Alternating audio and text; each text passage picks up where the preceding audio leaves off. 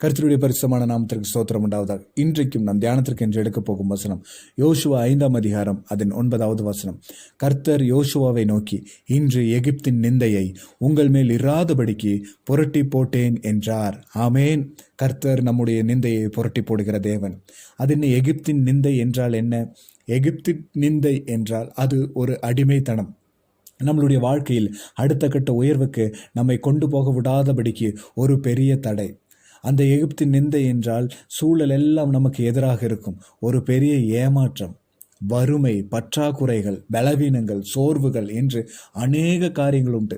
கர்த்தர் இஸ்ரவேல் ஜனங்களை இந்த எகிப்தின் அடிமைத்தனத்திலிருந்து கூட்டிக் கொண்டு வந்து விட்டார்.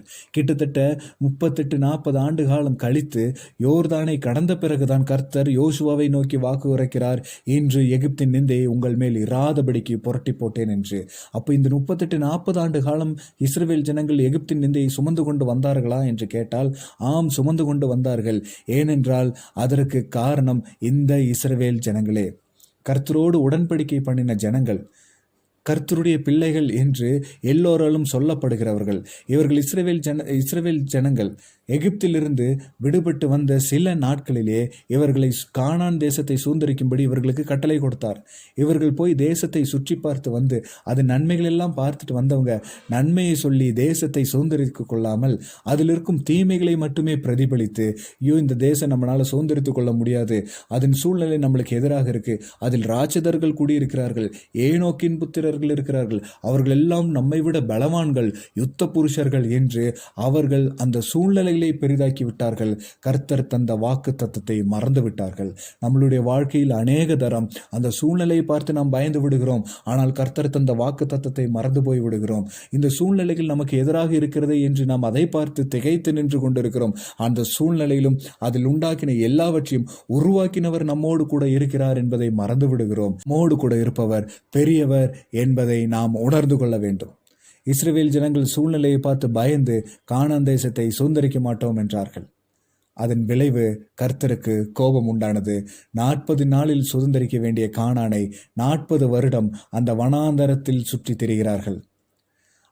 அந்த போயிட்டு வந்து பயந்தவங்களும் அந்த கர்த்தருடைய வாக்குத்தத்திற்கு எதிராக பேசினவர்கள் எல்லாருமே மடிந்து போன பிறகு அவர்கள் பிள்ளைகளை தான் கானானை சுதந்தரிக்கும்படி கட்டளையிட்டார் கர்த்தர். இப்பொழுது அவருடைய பிள்ளைகள் வந்து விட்டார்கள். இஸ்ரவேல் ஜனங்கள் என்றால் அவர்கள் கர்த்தரோடு ஒரு உடன்படிக்கை பண்ணிக்கொள்ள வேண்டும். அந்த உடன்படிக்கை தான் விருத்த சேதனம். இப்போ அந்த பழைய பயந்தவர்கள் எல்லாம் விருத்த சேதனம் செய்யப்பட்டிருந்தார்கள் மோசேயால் கட்டளை பெற்று. இப்பொழுது யோசுவாவின் தலைமையில் இருக்கும் இந்த வாலிபர்கள் யாரும் விருத்த சேதனம் செய்யப்படவில்லை. எனவே கர்த்தர் யோசுவாவுக்கு கட்டளை கொடுக்கிறார், நீ இவர்களுக்கு விருத்த சேதனம் செய்ய வேண்டும் என்று. அவர்கள் எப்பொழுது விருத்த சேதனம் செய்தார்களோ அப்பொழுது கர்த்தருடைய வார்த்தை யோசுவாவுக்கு உண்டாகி, இன்று எகிப்தின் நிந்தையை உங்கள் மேல் இராதபடிக்கு புரட்டி போட்டேன் என்றார். எப்பொழுது நம்மளுடைய வாழ்க்கையில் நம்மளுடைய உடன்படிக்கையை, கர்த்தரோடு நாம் செய்ய வேண்டிய உடன்படிக்கையை புதுப்பிக்கிறோமோ அப்பொழுது கர்த்தர் வாக்குத்தத்தம் பறைக்கிறார், இன்று எகிப்தின் நிந்தையை உங்கள் மேல் இராதபடிக்கு புரட்டி போட்டேன் என்று. பழைய ஏற்பாட்டின் காலத்திலே இஸ்ரவேல் ஜனங்கள் எகிப்தின் அடிமைத்தனத்திலிருந்து கானான் தேசத்தை சுதந்திரித்து கொண்டது அவர்களுக்கு வாக்குத்தத்தமாய் இருந்தது. இன்றைக்கு கர்த்தர் நமக்கு தரும் வாக்குத்தத்தம் என்றவென்றால், நித்திய ஜீவனை உனக்கு அளிப்பேன் என்பதே வாக்குத்தத்தம். நித்திய ஜீவனை நாம் சுதந்திரித்துக் கொள்வோம் என்பதே நமக்கு கர்த்தர் தந்த வாக்குத்தத்தம். அதை சுதந்திரித்துக் கொள்ளும்படியாகத்தான் கர்த்தர் அவருடைய ஒரே பேரான குமாரனாகிய இயேசு கிறிஸ்துவை இந்த உலகத்திற்கு தந்தருளி இந்த உலகத்தை இவ்வளவாய் அன்பு கூர்ந்தார். நம்மை அன்பு கூர்ந்தது நிமித்தம் அவர் தம்முடைய ஒரே பேரான குமாரனை இந்த உலகத்திற்கு தந்தி சிலுவையை சுமந்து மரித்து 3ஆம் நாளில் உயிர்த்தெழுந்தார். ஆம், புதிய உடன்படிக்கை நம்முடைய கர்த்தரும் இரட்சகரும் ஆகிய இயேசு கிறிஸ்துவே.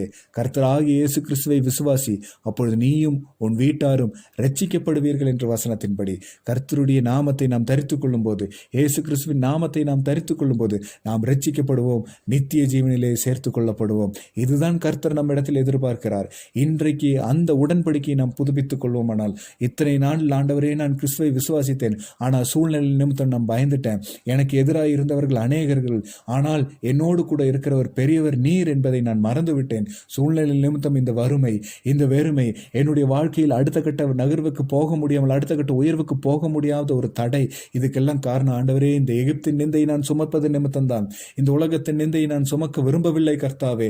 இதோ எனக்காக அந்த நிந்தையை சுமந்த இயேசு கிறிஸ்துவின் இரத்தத்தாலே நான் விடுவிக்கப்பட்டிருக்கிறேன் என்ற விசுவாசத்தில் நான் ஒரு புதிய உடன்படிக்கை செய்து கொள்கிறேன். இதோ கிறிஸ்து எனக்காக தந்த இரட்சிப்பின் அங்கவஸ்திரத்தை நான் தரித்துக் கொள்கிறேன் என்று விசுவாசத்தோட கர்த்தருடைய சமூகத்தில் நாம் போய் நிற்கும்பொழுது கர்த்தர் இன்றைக்கு சொல்லுகிறார், இன்று எகிப்தின் நிந்தையை உங்கள் மேல் இராதபடிக்கு புரட்டி போட்டேன் என்று. எந்த சூழ்நிலை நிமித்தம் நீங்கள் துக்கம் கொண்டாடி கொண்டு இருந்தாலும் உங்கள் துக்கம் இப்பொழுது சந்தோஷமாக மாறுகிறது. இதெல்லாம் கர்த்தர் செய்து தருவார். புரட்டி போடுங்கள் என்று சொல்லல, புரட்டி போடுவேன் என்று சொல்லியிருக்கிறார்.